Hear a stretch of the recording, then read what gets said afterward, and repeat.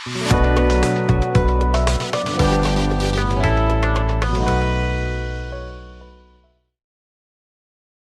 To the channel a brain. इससे पहले हम लोग बात कर चुके हैं HTML का इंट्रोडक्शन पार्ट, और उसके बाद एलिमेंट्स, एट्रीब्यूट्स और टेबल्स एंड लिस्ट। ये सब लोग हम लोग पहले ही कवर कर चुके हैं। तो आप लोग अगर इनमें से किसी भी टॉपिक में इंटरेस्टेड हो तो आप लोग आई बटन पर क्लिक कर या फिर हमारी प्लेलिस्ट को एक्सेस करके हमारी लास्ट वीडियोस देख सकते हो।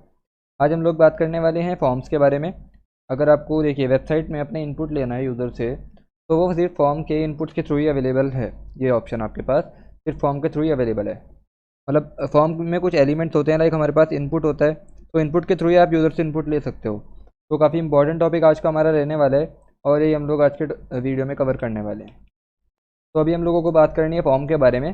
देखिए फॉर्म बेसिकली है क्या। सबसे पहले तो एन HTML फॉर्म इसको use to collect user input. User input अगर आपको चाहिए तो आपको वहाँ पे फॉर्म की ज़रूरत पड़ेगी। अब लाइक आपको अगर कॉन्टैक्ट फॉर्म अपनी वेबसाइट में बनाना है तो वहाँ पे भी आपको यूज़र से इनपुट ही लेना है ना एक तरीके से, तो वहाँ पे भी आप HTML का फॉर्म ही यूज़ करोगे। और यूज़र इनपुट लेने के बाद आप हो सकता है उससे अकाउंट क्रिएट करो यूज़र का, या फिर अपने सर्वर में से कहीं पे स्टोर करके रखो अपने डेटाबेस में। तो ये तो आपके ऊपर डिपेंड है आप उस इनपुट को कैसे यूज़ करते हो। पर इनपुट लेने के लिए फ्रंट एंड में जो आप यूज़ करोगे वो है HTML का फॉर्म, राइट। और आपका HTML का ये फॉर्म एलिमेंट होता है आपका रूट टैग, ये हम लोग यूज़ करते हैं। और ये HTML फॉर्म बनाने के लिए यही एलिमेंट यूज़ होता है। और फॉर्म एलिमेंट जस्ट एक कंटेनर की तरह काम करता है। फिर इसमें अगर आपको यूज़र से इनपुट चाहिए तो हमारे पास और डिफरेंट टाइप के एलिमेंट्स होते हैं। लाइक हमारे पास टेक्स्ट फील्ड्स हैं, चेक बॉक्सेज हैं, रेडियो बटन्स हैं, और इनपुट की काफ़ी सारे टाइप्स हैं। लाइक हमारे पास टेक्स्ट, नंबर, ईमेल, ये सब हम लोग आज कवर करने वाले हैं, राइट। तो फॉर्म बनाने के लिए सबसे पहले हम अपने HTML में टैग यूज़ करेंगे फॉर्म, राइट। जैसे इसका नाम है वैसा ही इसका काम है। हम यहाँ पे यूज़ करेंगे फॉर्म टैग। तो मैंने जैसे ही यहाँ पे एंटर किया, यहाँ पे मुझसे ऑटोमेटिकली सबसे पहले एक्शन पूछा जा रहा है। अब एक्शन बेसिकली एक एट्रीब्यूट है हमारा फॉर्म एलिमेंट का। और एक्शन में आपको वो पेज, अपना पेज का एड्रेस लिखना पड़ता है जिस पेज पे आप रिडायरेक्ट करना चाहोगे यूज़र को, जब आपका यूज़र फॉर्म को सबमिट कर देगा। लाइक अगर मैं चाहता हूँ कि फॉर्म के सबमिट होने के बाद हम लोग about.html पे चले जाएँ, तो हम लोग यहाँ पे कैसे लिखेंगे। सबसे पहले तो आप यूज़ करोगे फॉरवर्ड स्लैश, और फॉरवर्ड स्लैश यूज़ करने के बाद आप यहाँ पे अपने पेज का नेम लिख दोगे about.html। ठीक है। तो जैसे ही आपका फॉर्म सबमिट होएगा, अब वो सबमिट हो सकता है आप किसी बटन के थ्रू कराओ या फिर किसी इनपुट के थ्रू कराओ, तो सबमिट होने के बाद वो इस पेज के ऊपर रिडायरेक्ट हो जाएगा। और नेक्स्ट इसमें आपको एक पास करना होता है मेथड। देखिए मेथड हमारे पास बेसिकली 4 टाइप्स के मेन होते हैं, गेट, पोस्ट, पैच और डिलीट। और इसमें से मेन हम जो फॉर्म में यूज़ करते हैं वो ज़्यादातर वैसे तो पोस्ट होता है, क्योंकि बेसिकली हम यहाँ पे डेटा को सेंड कर रहे हैं ना, तो ज़्यादातर आपका मेथड इसमें पोस्ट यूज़ होता है। लेकिन हम यहाँ पे अभी पोस्ट को नहीं यूज़ कर सकते, क्योंकि अगर हम लोग पोस्ट रिक्वेस्ट परफॉर्म करने की ट्राई करेंगे, तो अगर हम लोग यहाँ पे पोस्ट रिक्वेस्ट परफॉर्म करने की ट्राई करेंगे तो हमें उस पोस्ट रिक्वेस्ट को अपने बैकएंड के थ्रू हैंडल भी करना पड़ेगा।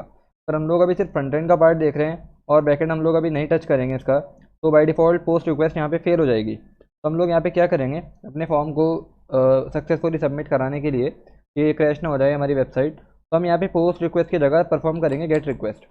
और गेट रिक्वेस्ट का मतलब बेसिकली यही है कि आप लोग इस वेबसाइट के इस पेज पर जाना चाह रहे हो। ठीक है, ये सिंपल से वर्ड्स को मैंने आपको बताया सिंपल से वर्ड्स में। बाकी आप लोग इसे बैकएंड में जब हैंडल करोगे तो ऑब्वियसली यहाँ पे आप पोस्ट ही यूज़ करोगे, क्योंकि गेट रिक्वेस्ट में कई बार ये होता क्या है कि आप यहाँ पे जो भी इन्फॉर्मेशन डालोगे ना, वो यहाँ पे ऊपर एड्रेस बार में दिखाई देगी। तो आप ऑब्वियसली इस तरह का बिहेवियर नहीं चाहोगे, क्योंकि आपके यूज़र का सेंसिटिव इन्फॉर्मेशन भी हो सकता है उसमें। तो फिलहाल हम यहाँ पे गेट रिक्वेस्ट यूज़ कर रहे हैं। तो ये तो हमने बना लिया अपना फॉर्म। देखो इसमें इंपॉर्टेंट है ये एक्शन वाला पार्ट आपका, और उसके बाद ये मेथड। तो ये तो है सिर्फ फॉर्म का पार्ट। अभी अगर इसे सेव करते हैं तो यहाँ पे हमें कुछ नहीं दिखेगा, क्योंकि हमने जस्ट एक कंटेनर बनाया है। अभी उस कंटेनर में हमने कोई भी एलिमेंट नहीं डाले हैं, हमने अभी फॉर्म में इनपुट नहीं डाला है किसी भी टाइप का। तो सबसे सिंपल वाला इनपुट अगर मैं आपको बताऊँ तो वो होता है हमारे पास इनपुट टाइप ऑफ टेक्स्ट। देखो जैसे मैंने यहाँ पे लिखा इनपुट और एंटर किया मैंने, सबसे पहले यहाँ पे देखो टाइप में ऑटोमेटिकली फिल हो गया टेक्स्ट। ठीक है, अभी अगर हम इसे सेव करते हैं, सबसे पहले मैं आपको बताता हूँ टाइप में टेक्स्ट क्यों आया है। टाइप में टेक्स्ट आने का रीज़न ये है क्योंकि हमारे पास इनपुट सिर्फ एक टाइप का नहीं है। HTML में हमारे पास कई तरह के इनपुट हो सकते हैं, लाइक चेकबॉक्स भी एक इनपुट है, रेडियो बटन भी एक इनपुट है, ड्रॉप डाउन लिस्ट भी एक टाइप का इनपुट ही है। वैसे वहाँ पे इनपुट नहीं यूज़ करते हैं, वहाँ पे तो बेसिकली सेलेक्ट यूज़ होता है, वो भी हम लोग देखने वाले हैं। तो इनपुट हमारे पास मल्टीपल टाइप्स के हैं, पासवर्ड भी हो सकता है। तो टेक्स्ट वाला इनमें सबसे कॉमन है। तो अभी अगर हम इसे सेव करते हैं तो कुछ इस टाइप का हमें इनपुट टाइप टेक्स्ट मिलता है। हम यहाँ पे कुछ भी टाइप कर सकते हैं, नंबर भी टाइप कर सकते हैं, और हम फिर बटन के थ्रू से सबमिट करा सकते हैं। तो ये तो हमारा इनपुट टाइप टेक्स्ट। अब हम यहाँ पे एक बटन बनाते हैं, ठीक है, एक टाइप यहाँ पे बटन भी होता है और बटन में हमें टाइप डालना पड़ेगा बेसिकली सबमिट। इसी से हमारे फॉर्म को पता चलेगा कि जब इस बटन के ऊपर कोई क्लिक करता है तो फॉर्म को सबमिट करा दो। सेव करेंगे। अभी अगर हम यहाँ पे कुछ भी इनपुट टाइप करते हैं तो हम सबमिट पे जैसे ही क्लिक करेंगे हमारा फॉर्म सबमिट हो जाएगा, राइट। और हमारे इस वाले पेज पे हमें रिडायरेक्ट कर दिया गया है। इस वाले पेज पे क्यों रिडायरेक्ट किया है? क्योंकि हमने एक्शन में बोला हुआ है अबाउट डॉट HTML पे रिडायरेक्ट करना है हमें। तो अगर हम चाहते हैं उसी पेज पे रहें हम फॉर्म सबमिट करने के बाद, तो हम यहाँ से अबाउट डॉट HTML हटा देंगे।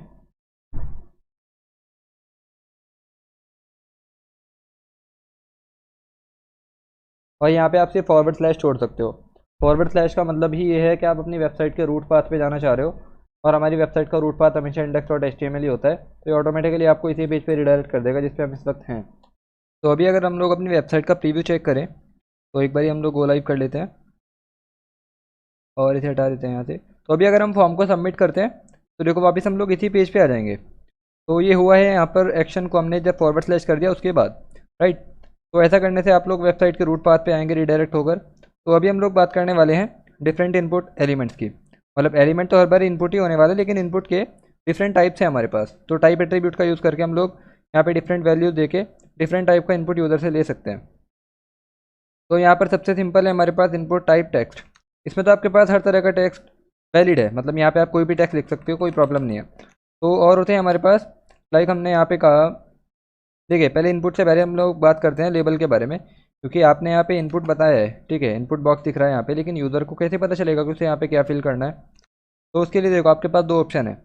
सबसे सिंपल वाला तो ये है कि आप यहाँ पे एक प्लेस होल्डर लिख दो, और प्लेस होल्डर में आप जो भी वैल्यू लिखोगे, लाइक मैंने यहाँ पे लिखा फर्स्ट नेम और मैंने सेव किया, तो यहाँ पे कुछ इस टाइप से दिखेगा। फर्स्ट नेम यहाँ पे दिखा है, ठीक है। मैं जैसे यहाँ पे टाइप करूँगा ये गायब हो जाएगा, राइट। लेकिन इससे बेटर वे हमारे पास ये है कि हम प्लेस होल्डर के बजाय यहाँ पे यूज़ करें लेबल।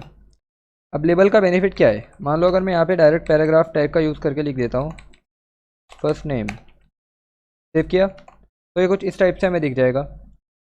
तो हम लोग ऐसे भी यहाँ पे हमने लिख दिया फर्स्ट नेम, यूज़र को समझ आ जाएगा कि फर्स्ट नेम है। और नहीं तो हम लोग अगर पैराग्राफ टैग की जगह स्पैन टैग यूज़ करते हैं और यहाँ पे हमने लिखा फर्स्ट नेम, तो यहाँ पे कुछ इस टाइप से दिख जाएगा। लेबल की तरह ही दिख रहा है ये भी, लेकिन हम लोग इसे यूज़ नहीं करेंगे। उसका रीज़न क्या है? उसका रीज़न ये है कि यहाँ पे लेबल ज़्यादा सेंस बनाएगा यूज़ करना। देखो पहले मैं स्पैन टैग के बारे में बताता हूँ, आप लोगों को शायद मालूम नहीं होगा स्पैन टैग क्या है। देखो जैसे हमने यहाँ पे अगर पैराग्राफ यूज़ किया एक, और पैराग्राफ में हमने मान लो एक ही वर्ड लिखा, जस्ट लॉरेम लिखा हमने, इसके अलावा कुछ नहीं लिखा यहाँ पे, तो देखो क्या होगा। लॉरेम हमने जबकि एक ही वर्ड लिखा है तभी ये पूरा स्पेस लेगा, यहाँ से यहाँ तक लेफ्ट टू राइट ही पूरा कंप्लीट एक ब्लॉक का स्पेस लेगा। हम लोग इन एलिमेंट्स के बारे में CSS में भी बात करेंगे, लेकिन अभी मैं आपको दिखाना चाहता हूँ कि अगर आपको इस तरीके का कुछ रिक्वायरमेंट हो तो आप पैराग्राफ की जगह क्या यूज़ करोगे वहाँ पे। तो अभी अगर हम लोग पैराग्राफ के ऊपर ओवर करते हैं तो देखो पैराग्राफ ने पूरा कंप्लीट स्पेस लिया हुआ है हमारा लेफ्ट टू राइट। तो अगर आप चाहते हो कि नहीं सर हमें तो सिर्फ इतना ही स्पेस लेना है जितना हमारे एलिमेंट को चाहिए, एक्स्ट्रा स्पेस हमें नहीं लेना है, तो वहाँ पे आप पैराग्राफ की जगह यूज़ कर सकते हो स्पैन। अभी अगर मैं स्पैन में यही चीज़ लिखता हूँ ना, अगर मैंने स्पैन में लिखा है लॉरम या कोई भी एक वर्ड मैंने लिख दिया यहाँ पे, तो इस केस में ये उतना ही स्पेस लेगा जितने की इसकी रिक्वायरमेंट होगी। और ये हमारा नेक्स्ट लाइन में इस वजह से आ रहा है क्योंकि बेसिकली एक फॉर्म कंटेनर है अपने आप में, तो फॉर्म की वजह से नेक्स्ट लाइन में जा रहा है। पर मैं अगर मान लो यहाँ पे स्पैन के बाद एक और स्पैन लिखता हूँ ना, तो ये दोनों एक ही लाइन में आ जाएंगे, ये देखो। लेकिन पैराग्राफ के साथ ऐसा नहीं होएगा।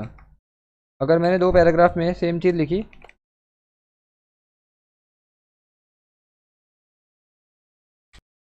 तो पैराग्राफ के केस में अगर हमने सेम चीज़ लिखी है तो इस तरीके से वो अलग अलग लाइन में ही आएंगे, चाहे भले ही आपने वहाँ पे एक ही वर्ड क्यों ना लिखा हो, वो कंप्लीट ब्लॉक का ही स्पेस लेंगे।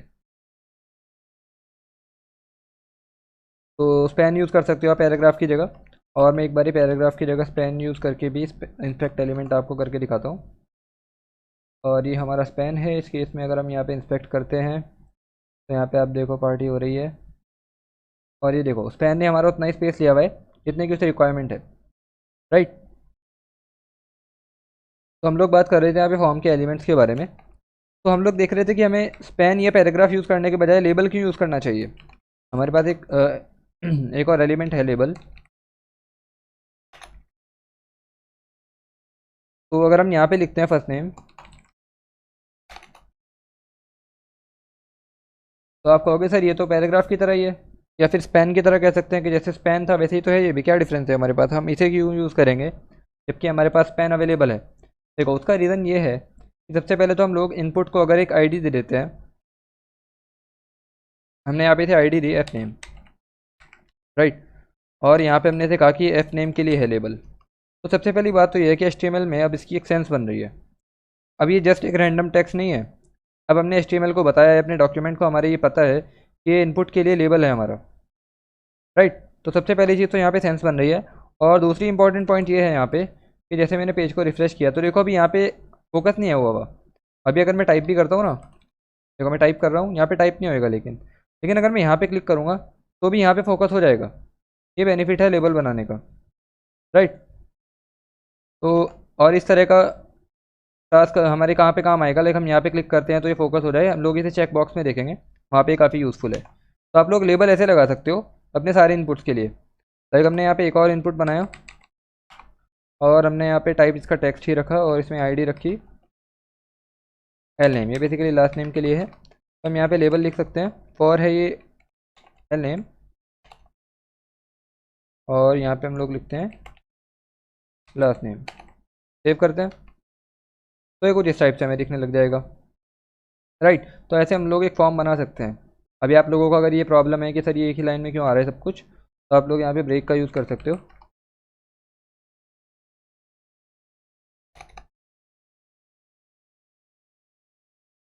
तो अभी नेक्स्ट लाइन में आने लग जाएगा। तो ये तो हमने सबसे सिंपल देखा है अपना इनपुट टाइप टेक्स्ट, राइट। अब हमारे पास कुछ डिफरेंट टाइप के भी हैं। लाइक सबसे पहले तो हम लोग एग्जांपल देखते हैं।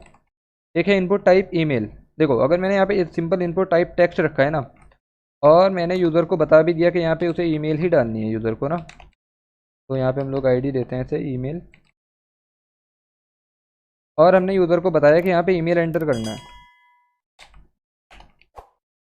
तो इस केस में क्या होएगा कि अगर हम यहाँ पे कोई इनवैलिड ईमेल भी डाल देंगे ना, जैसे कि हमने यहाँ पे कोई रैंडम नंबर डाल दिए, अभी ये कोई ईमेल नहीं है, ये तो कोई वैलिड ईमेल नहीं है ना, यहाँ पे एक @ होना चाहिए और एक डोमेन होना चाहिए, तब जाके वैलिड ईमेल बनेगा।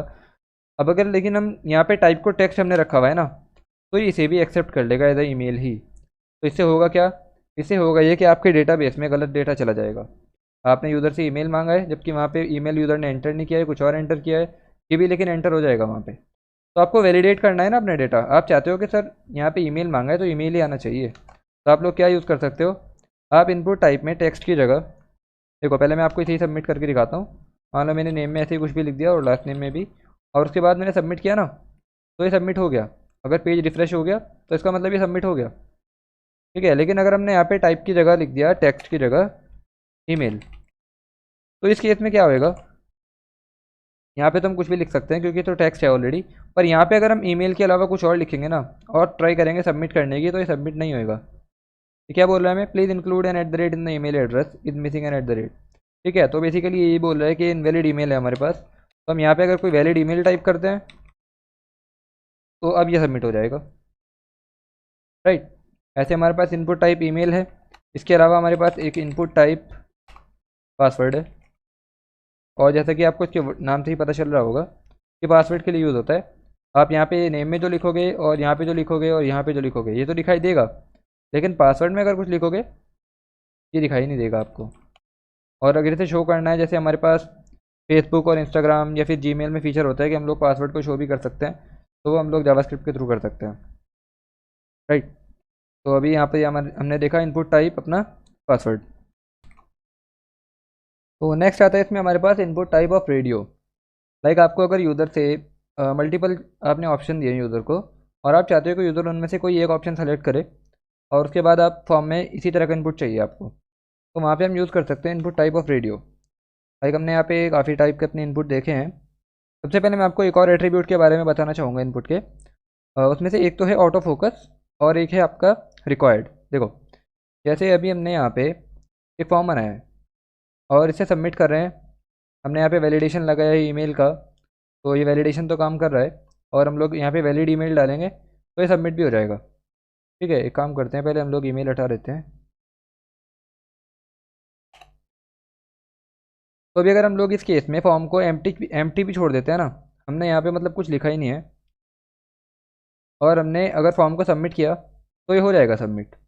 तो इससे क्या होएगा, इससे कई बार ऐसा हो सकता है कि आपका यूज़र बिना किसी इन्फॉर्मेशन को एंटर करे ही फॉर्म को सबमिट करता रहे, तो आपके डेटाबेस में एम्प्टी वैल्यूज आती रहेंगी, नल वैल्यूज आती रहेंगी। तो आपको अगर चाहिए कि नहीं मुझे तो फॉर्म सबमिट कराना है पहले, उसके बाद ही मैं चाहूँगा मेरा फॉर्म सबमिट होए, तो उस केस में आप क्या करो, आपको जिस भी इनपुट को कंपलसरी करना है ना, लाइक आप चाहते हो कि हाँ यूज़र का मुझे फर्स्ट नेम तो चाहिए ही चाहिए, उसके बाद वो लास्ट नेम डालता है या नहीं डालता है वो उसकी अपनी मर्ज़ी है।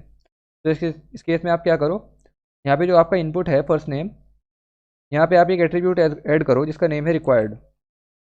ठीक है, आपको इसमें वैल्यू डालने की ज़रूरत नहीं है, सिर्फ आपको रिक्वायर्ड लिखना है यहाँ पे। तो इससे क्या होएगा, अगर अभी आपका यूज़र फर्स्ट नेम में कोई वैल्यू नहीं एंटर करता है ना, और वो ट्राई करता है सबमिट करने के लिए, तो ये सबमिट नहीं होएगा। यहाँ पे एक ये वार्निंग आ रही है, ये बोल रहा है आपको please fill out this field. अभी अगर मैं इसे फिल कर देता हूँ और बाकी में कुछ फिल नहीं करता मैं, अब ये सबमिट हो जाएगा, क्योंकि हमने सिर्फ इसे कंपलसरी किया है, बाकी किसी को कंपलसरी नहीं किया है। तो अगर हम चाहते हैं कि सभी कंपलसरी हो जाएँ, तो हम सब इनपुट में ऐड कर देंगे रिक्वायर्ड। यहाँ पे भी हमने रिक्वायर्ड ऐड किया और यहाँ पे भी रिक्वायर्ड। देखो, आपको रिक्वायर्ड एट्रीब्यूट जो ऐड करना है ना, ये इनपुट में ऐड करना है, लेबल में बता ऐड कर देना इसे, क्योंकि लेबल में काम नहीं करेगा। ये आपका जो एट्रीब्यूट है ना, ये इनपुट का एट्रीब्यूट है, ना कि लेबल का। तो इस केस में हम इसे सेव करते हैं अभी। और अभी हमने तीनों को ही कंपलसरी कर दिया है, तो अगर हम यहाँ पे फिल कर देंगे और इन्हें फिल नहीं करेगा तब भी सबमिट नहीं होएगा, और अगर यहाँ पे फिल कर देंगे इसे फिल नहीं करेंगे तब भी सबमिट नहीं होएगा। ठीक है, ये ऐसे काम करता है आपका रिक्वायर्ड एट्रीब्यूट। अब मैं आपको एक और एट्रीब्यूट के बारे में बताना चाहूँगा। पहले हम लोग यहाँ से इसे हटा देते हैं ताकि हम लोग थोड़ा इजीली टेस्ट कर पाए अपनी वेबसाइट को और थोड़ा जल्दी हो सके काम। देखो, अभी क्या हो रहा है, जैसे हम लोग अपने पेज को रिलोड करते हैं ना, और मान लो यूज़र ने पेज को रिलोड किया और एकदम से टाइप करना स्टार्ट कर दिया यूज़र ने, उसने इस बात पे उसका ध्यान नहीं किया कि अभी यहाँ पे फोकस नहीं है किसी भी इनपुट पे। अभी हमने यहाँ पे फोकस नहीं किया हुआ है। फोकस करने का क्या मतलब है कि यहाँ पे आपका एक कर्सर ब्लिंक होने लग जाए, इसका मतलब ये है कि अभी अगर मैं टाइप करूँगा तो वो यहाँ पे टाइप हो जाएगा, राइट। लेकिन अगर पेज को हम लोग रिलोड करते हैं तो बाय डिफ़ॉल्ट ऐसा बिहेवियर नहीं है कि हमारा कोई भी इनपुट फोकस्ड हो। तो इस केस में हम लोग अगर टाइप करेंगे वो टाइप ही नहीं होएगा। तो अगर आप ये चाहते हो कि आपका फॉर्म जैसे ही लोड हुआ है तो आपका इनपुट फोकस हो जाए ऑटोमेटिकली, कोई भी इनपुट आप अपनी मर्ज़ी से डिसाइड कर सकते हो, तो आप क्या करोगे, उस केस में आपको जो भी इनपुट फोकस करना है ना ऑटोमेटिकली, वहाँ पे आप एक और एट्रीब्यूट ऐड कर दो, इसका नेम है ऑटो फोकस। ऑटो फोकस क्या करेगा, जैसे ही आपके पेज लोड होएगा ना, जैसे ही आपका फॉर्म लोड होएगा, तो आपके इनपुट पे ऑटोमेटिकली फोकस बना देगा। जिस भी इनपुट में आपने ये वाला एट्रीब्यूट ऐड किया होगा ना, वहीं पे ऑटो फोकस बना देगा ये। मैं अगर रिलोड भी करता हूँ पेज को, तो तब भी अगर मैं टाइप करूँगा वो वहीं पे टाइप होएगा जहाँ पे मैंने ऑटो फोकस किया हुआ है। और अगर मैं ऑटो फोकस को यहाँ से हटाकर यहाँ पे लिख देता हूँ, तो इस केस में एज एक्सपेक्टेड हमारा लास्ट नेम पर आ गया है फोकस, राइट। तो ऐसे हम लोग ऑटो फोकस को यूज़ कर सकते हैं। तो अभी अगर मैं कुछ भी टाइप करता हूँ वो यहाँ पे टाइप हो जाएगा ऐसे। अब आप लोगों के माइंड में ये आ रहा होगा कि सर एक बारी में हम लोग एक ही इनपुट को फोकस कर सकते हैं ना, जैसे अभी अगर ये फोकस हुआ हुआ है तो हम यहाँ पे टाइप कर सकते हैं, अभी यहाँ पे फोकस कर देंगे तो यहाँ पे टाइप कर सकते हैं, और यहाँ पे फोकस कर देंगे तो यहाँ पे टाइप कर सकते हैं। लेकिन क्या होगा अगर हम लोग अपने सभी इनपुट में ऐड कर दें ऑटो फोकस, तब किसको मिलेगा फोकस? तो हम करके दिखाते हैं आपको। जैसे आपने यहाँ पे भी ऐड कर दिया ऑटो फोकस, और उसके बाद यहाँ पे भी ऐड कर दिया इनपुट टाइप पासवर्ड में भी, तो इस केस में क्या होगा ये देखो, हर बारी आपके पहले एलिमेंट को ही ऑटो फोकस मिलेगा। मतलब आपने जहाँ पे भी सबसे पहली बार ऑटो फोकस यूज़ किया होगा ना अपने HTML डॉक्यूमेंट में, सिर्फ उसे ही ऑटो फोकस दिया जाएगा। ये रूल है आपका, क्योंकि ऑटो फोकस ऐसा तो हो नहीं सकता आपके सभी एलिमेंट्स को एक साथ फोकस मिल जाए और आप यहाँ पे भी टाइप कर दो, यहाँ पे भी टाइप कर दो, यहाँ पे भी टाइप कर दो, ये तो पॉसिबल ही नहीं है ना। अगर एक बार में एक एलिमेंट को फोकस मिलना है तो रूल ये है कि जिसमें आपने सबसे पहले ऑटो फोकस यूज़ किया हुआ होगा सिर्फ उसी को ही फोकस मिलेगा, राइट। तो हम लोग ऑटो फोकस एट्रीब्यूट को ऐसे यूज़ कर सकते हैं। अभी हम लोग देखते हैं इनपुट टाइप रेडियो, ये हटा लेते हैं यहाँ से पासवर्ड, थोड़ा और सिंपल कर लेंगे इसे। इनपुट टाइप रेडियो में हम लोग बेसिकली रेडियो बटन बना सकते हैं। रेडियो बटन कैसे बोलते हैं अभी हम लोग आपको बना के दिखाते हैं। देखो, जैसे हमने यहाँ पे यूज़ किया, आपको इनपुट टाइप रेडियो के लिए सिंपल अपना इनपुट ही बनाना है। बस यहाँ पे टाइप में टेक्स्ट की जगह यूज़ करना है रेडियो, और उसके बाद यहाँ पे आपको लेबल भी बनाना है इसका। तो लेबल बनाओगे तो उसके लिए आपको आईडी भी बनानी है, क्योंकि उसी से यहाँ पे एसोसिएट कर पाओगे। तो आपने यहाँ पे लेबल नहीं, आईडी लिखना है यहाँ पे। तो यहाँ पे हम लोग यूज़र से पूछते हैं कि उसका फेवरेट फ्रूट कौन सा है, राइट। तो हम यहाँ पे लिखते हैं आईडी में पहले फ्रूट अपना एप्पल, और लेबल बनाते हैं इसका, और यहाँ पे आईडी पास करनी है हमें एप्पल, और यहाँ पे जो हमें लेबल में दिखना चाहिए वो हमें लिखना है। नेक्स्ट हम लोग बनाएंगे इनपुट।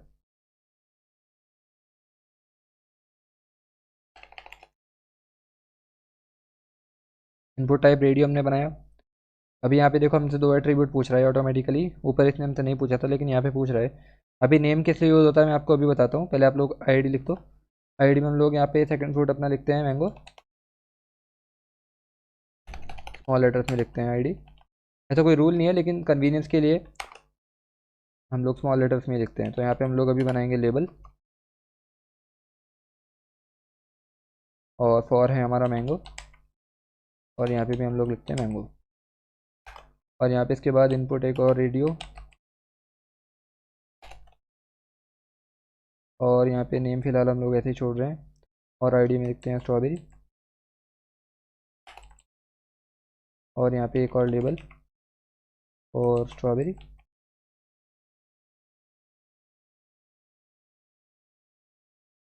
अभी सेव करते हैं इसे।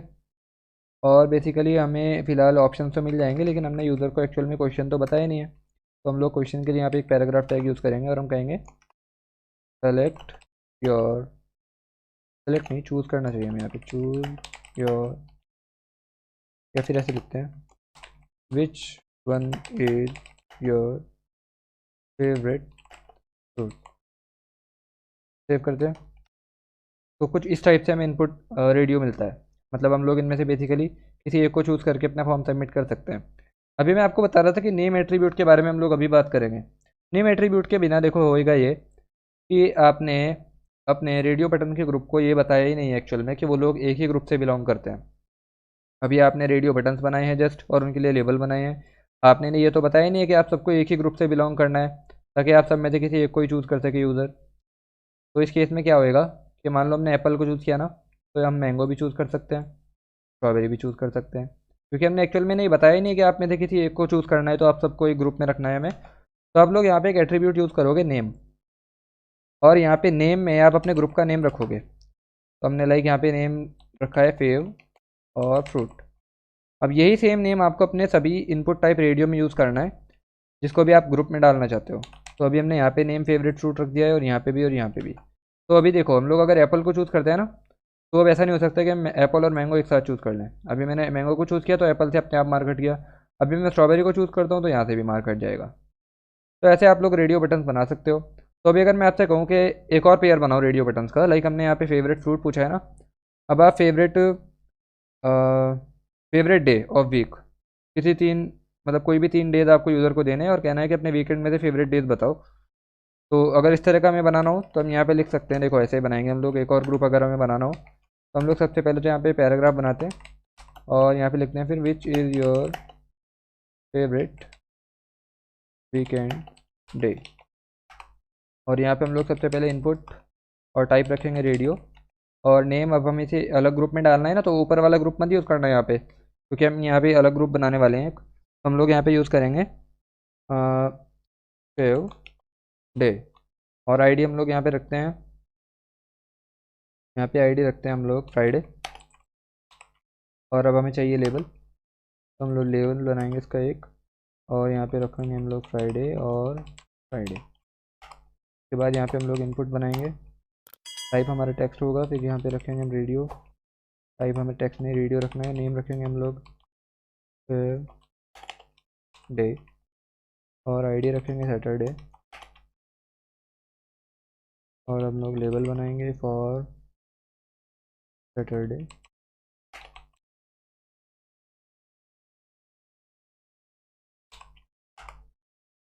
देखो वी एस कोड में अगर आप टाइप को भी मतलब शॉर्टकट से लिखना चाहते हो ना, तो आप लोग ऐसे लिख सकते हो, देखो इनपुट कोलन रेडियो। तो इससे होगा क्या, जब आप लोग एंटर करोगे ना तो ये ऑटोमेटिकली टाइप को रेडियो फिल कर देगा। तो आप यहाँ पे नेम डालोगे और आईडी, और यहाँ पे हम लोग अब लिखते हैं अपना लेबल, सॉरी,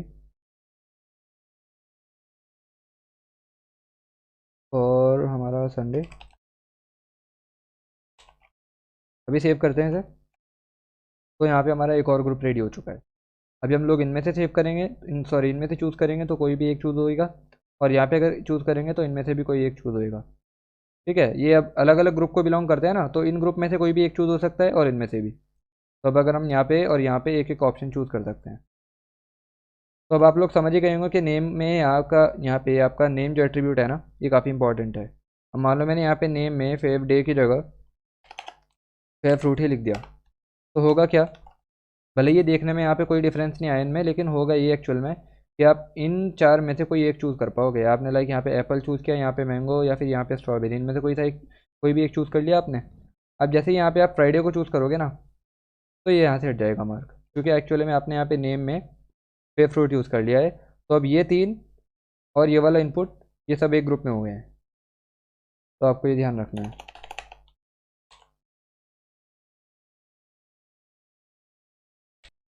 अब ऐसे ही हमारे पास एक चेकबॉक्स के लिए भी इनपुट अवेलेबल है।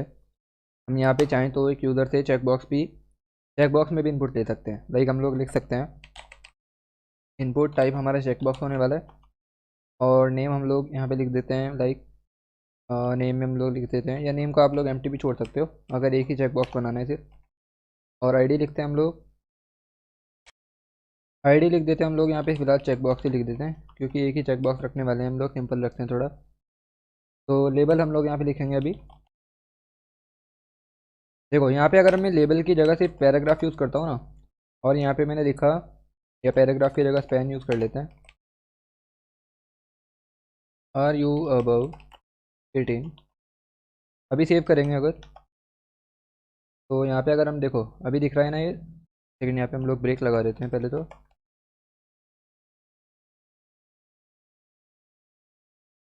इस टाइप से हमारा कुछ चेक बॉक्स बन के आया है। अभी अगर हम लोग यहाँ पे चेक करते हैं, चेक हो गया है, दोबारा क्लिक करेंगे तो अनटिक हो जाएगा। लेकिन अगर यहाँ पे क्लिक करेंगे ना, तो ये चेक नहीं होएगा, और हो सकता है यूज़र को प्रॉब्लम हो यहाँ पे क्लिक करने में, क्योंकि उसे कर्सर ऐसे पूरा यहाँ पे लेके जाना पड़ेगा। तो यूज़र के कन्वीनियंस के लिए आप लोग यहाँ पे स्पैन की जगह यूज़ करो लेबल। मैंने लेबल का यूज़ बताया था ना, यहाँ पे काफ़ी ज़्यादा उसका यूज़ अच्छे से डिस्प्ले होएगा आपको। अब अगर मैं यहाँ पे लेबल यूज़ करता हूँ, और लेबल में अगर मैंने आईडी ना लिखी ना, अगर मैंने लेबल में फॉर एट्रीब्यूट ना लिखा, जैसे यहाँ पे फॉर लिखा है मैंने, तो अगर मैं फॉर नहीं लिखूँगा ना, ये लेबल एक्चुअल में एक स्पैन की तरह ही काम करेगा।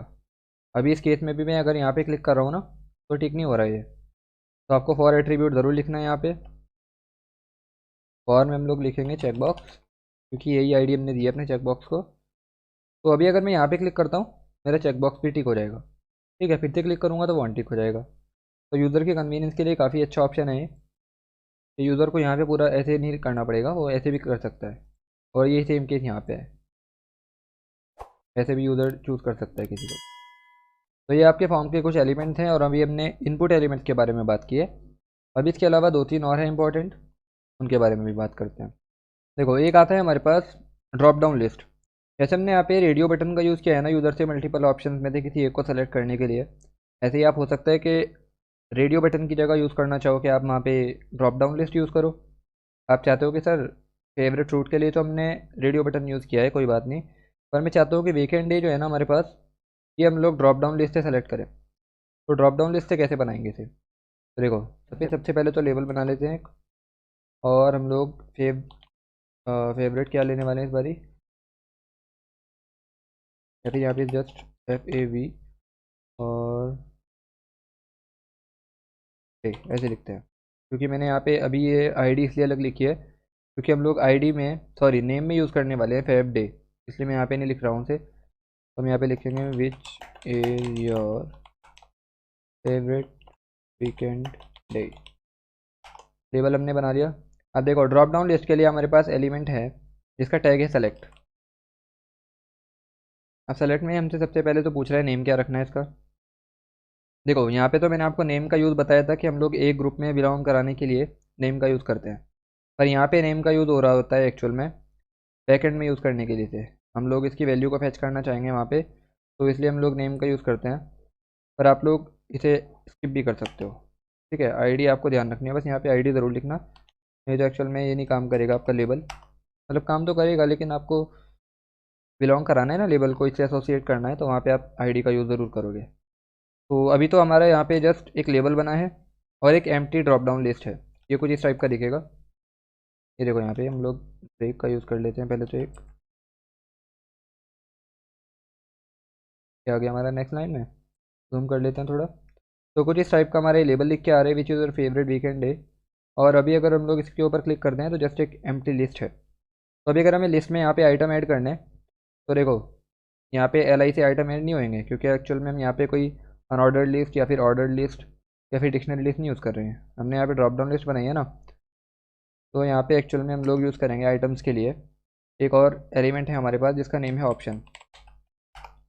ऑप्शन में आप लोग यहाँ पे वैल्यू तो वो लिखोगे जो आप लोग बैकएंड में फैच करना चाहोगे, राइट। क्योंकि यहाँ पे आप जब इसकी वैल्यू को फैच करोगे ना कि यूज़र ने फेवरेट डे क्या सेलेक्ट किया है, तो अगर आपने यहाँ पे मान लो लिखा है फ्राइडे और यहाँ पे लिखा है 1, तो बैकएंड में जो आपकी वैल्यू जाएगी ना वो फ्राइडे नहीं जाएगी, वो ये वाली वैल्यू जाएगी 1।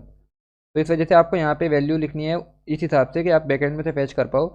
और यही रीज़न है कि ज़्यादातर यहाँ पे और यहाँ पे वैल्यू सेम रखी जाती है ताकि रिमेंबर करने में थोड़ा ईजी हो, याद रखने में ज़्यादा प्रॉब्लम ना हो डेवलपर्स को, इस वजह से। तो हम लोग यहाँ पे भी वैल्यू लिख, अभी हम लोग अपने केस में अगर वैल्यू नहीं भी लिखेंगे ना तब भी काम कर जाएगा, क्योंकि हम लोग फैच तो करने नहीं वाले हैं बैकएंड में, हम तो सिर्फ फ्रंट एंड का पार्ट देख रहे हैं ना।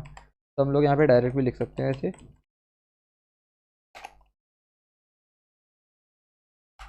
और एक और ऑप्शन,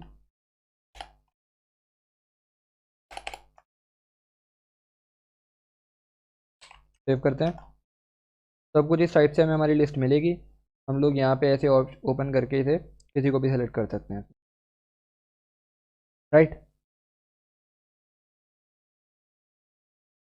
और अभी इस केस में हमारा ऑटोमेटिकली जो ऑप्शन सेलेक्ट हुआ हुआ है वो है फ्राइडे।